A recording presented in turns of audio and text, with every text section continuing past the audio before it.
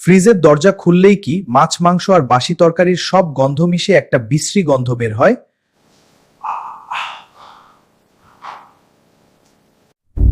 Fridge খালি করে পুরোটা ধোয়ার খাটুনি এবার শেষ।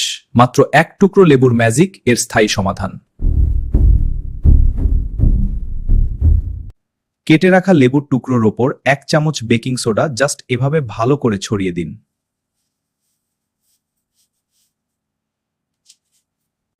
এই প্লেটটি ফ্রিজের এক কোণায় রেখে দিন।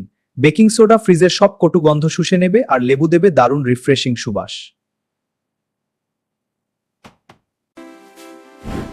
মাত্র কয়েক ঘন্টার মধ্যেই ফ্রিজের সব দুর্গন্ধ ভ্যানিশ।